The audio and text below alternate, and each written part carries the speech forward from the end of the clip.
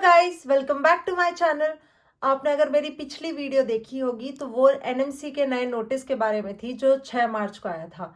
और आज की वीडियो उस नए नोटिस के बारे में है जो एनएमसी ने 18 मार्च को निकाला है, जो हम पॉइंट बाय पॉइंट देखेंगे और समझेंगे। और अगर आपको कुछ पॉइंट समझ ना आए या फिर आपको लगे कि कुछ ऊपर नीचे है तो वो आप कमेंट सेक्शन में लिख सकते हैं। तो 6 मार्च को जो नोटिस आया था वो अब एनएमसी ने विड्रॉ कर लिया है। उस पर भी मैंने एक वीडियो बनाई थी, अगर आपने नहीं देखी है तो आप जाकर वो वीडियो देख सकते हैं। उसमें बहुत लोगों को कंफ्यूजन थी क्योंकि उसमें कुछ भी एनएमसी ने क्लियरली क्लेरिफाई नहीं किया था कि किसको कंपनसेशन करना पड़ेगा, किसको नहीं करना पड़ेगा। तो बहुत लोगों को लग रहा था कि हमें भी करना है, हमें नहीं करना है, बहुत ज्यादा कंफ्यूजन थी। तो अभी ये नए नोटिस में एनएमसी ने वो सारी चीजें क्लैरिफाई की है। तो आज हम उसी के बारे में देखेंगे कि ये नए नोटिस में एनएमसी ने क्या लिखा है। तो चलिए वीडियो शुरू करते हैं। पहले पैराग्राफ में उन्होंने लिखा है कि जिन्होंने 18 नवंबर 2021 को या उसके बाद में एडमिशन लिया है उन पे CRMI गाइडलाइंस लगेगी, यानी उन्हें 54 मंथ्स कंप्लीट करने होंगे फॉरेन कंट्री में, और उसके बाद में वहां पे 1 साल की इंटर्नशिप भी करनी होगी, और उसके बाद इंडिया आके एग्जाम देकर इंडिया में कंपलसरी 1 साल की इंटर्नशिप करनी होगी। तो ये है जिन्होंने 18 नवंबर 2021 के बाद में या 18 नवंबर 2021 को एडमिशन लिया है। फिर हम बात करते हैं दूसरे ग्रुप की जिन्होंने 18 नवंबर 2021 से पहले एडमिशन लिया है। तो उन पर 2002 की स्क्रीनिंग रेगुलेशंस गाइडलाइंस लगेगी। उन बच्चों को अपनी स्टडीज कंप्लीट करनी है फॉरेन कंट्री में, और उसके बाद में इंडिया आकर एग्जाम देकर और उसके बाद में 1 साल की कंपलसरी इंटर्नशिप पूरी करनी है। तो ये उन बच्चों के लिए जिन्होंने 18 नवंबर 2021 के पहले एडमिशन लिया था। तो फिर अब बात करते हैं सेकंड पैराग्राफ की। सेकंड पैराग्राफ में एनएमसी ने ये लिखा है कि अगर किसी ने अपने फाइनल ईयर ऑनलाइन किया है और फिर वो उसे कंपनसेट नहीं कर पाया फिजिकली उस फॉरेन कंट्री में, तो उसे इंडिया में इंटर्नशिप के साथ साथ 1 साल की क्लर्कशिप करनी पड़ेगी। अगर किसी ने अपने प्री फाइनल ईयर को ऑनलाइन किया है और फाइनल ईयर को भी ऑनलाइन किया है और वो कंपनसेट नहीं कर पाया, जैसे बहुत सारे बच्चे थे जिन्होंने वॉर के टाइम वो प्री फाइनल ईयर या फाइनल ईयर में थे और उन्होंने ऑनलाइन कंप्लीट करी, तो जो अपने प्री फाइनल ईयर में थे उन्हें 2 साल की क्लर्कशिप इंडिया में करनी पड़ेगी और 1 साल की कंपलसरी इंटर्नशिप इंडिया में करनी पड़ेगी। फिर उसी पैराग्राफ में उन्होंने ये भी लिखा है कि जो FMG 2002 की स्क्रीनिंग में आते हैं, अगर उनकी यूनिवर्सिटी ने उन्हें कंपनसेटरी लेटर दे दिया है जो अब तक वो देती आई है, तो वो वैलिड माना जाएगा और उन्हें सिर्फ एग्जाम पास करने के बाद 1 साल की इंटर्नशिप और करनी होगी।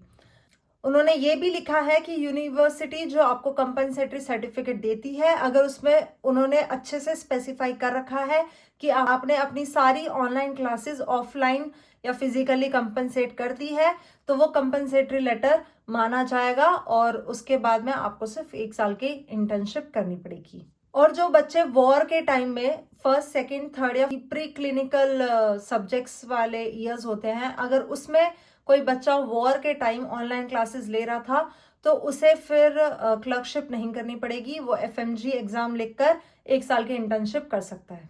फिर तीसरा पैराग्राफ में उन्होंने ये लिखा है कि ये जो सफिशिएंटली कंपनसेटेड वर्ड है, इसका मतलब क्या है कि अगर किसी भी बच्चे ने ऑनलाइन क्लासेस करी थी और उसकी यूनिवर्सिटी लिख के देती है कि कंपनसेटरी सर्टिफिकेट प्रोवाइड करती है कि उन्होंने वो ऑनलाइन क्लासेस ऑफलाइन मोड में कंपनसेट कर ली है और रिलेवेंट ट्रांसक्रिप्ट प्रूफ्स भी देती है, तो वो कंपनसेटरी लेटर माना जाएगा।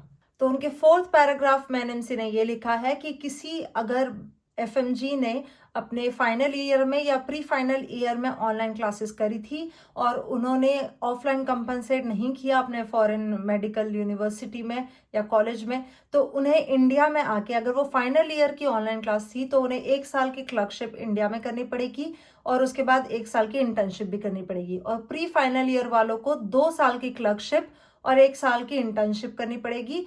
अगर वो स्टूडेंट FMG एग्जाम पास कर लेता है और फिर वो जो उसे क्लर्कशिप जितने साल की अलॉट हुई अगर वो भी कर लेता है और इंटर्नशिप भी कर लेता है, तो उसे अपना परमानेंट रजिस्ट्रेशन मिल जाएगा। एनएमसी ने अपने 5th पैराग्राफ में फिर ये लिखा है कि ये सब कुछ चेक करने की responsibility respective state medical councils को होगी और वो फिर देखेंगे कि वो कंपनसेटरी लेटर सही है या नहीं है, या फिर उन्होंने क्लर्कशिप कंप्लीट की है और उनके पास क्लर्कशिप का सर्टिफिकेट है या नहीं है। फिर आपके पासपोर्ट पे एंट्री एग्जिट डेट्स भी वो देखेंगे और ये भी देखेंगे आपने FMG क्वालिफाई किया है, उसके बाद इंटर्नशिप की है। ये सब कुछ चेक करने की responsibility respective state medical councils की है और उसके बाद में वो आपको आपका PR देंगे। That's it for the video. अगर आपको कोई भी डाउट हो तो आप कमेंट सेक्शन में पूछ सकते हैं और ये सब जो भी मेरे को नोटिस में पढ़ के समझ आया वो मैंने आपको बता दिया। अगर आपको कुछ भी ऊपर नीचे लगे तो आप वो भी कमेंट सेक्शन में बता सकते हैं और मैं अपनी वीडियो के साथ साथ नोटिस की फोटोज भी डाल दूंगी इस वीडियो में। अगर आपको ये वीडियो अच्छी लगी तो लाइक करें, शेयर करें एंड सब्सक्राइब करें to my channel. Thanks for watching.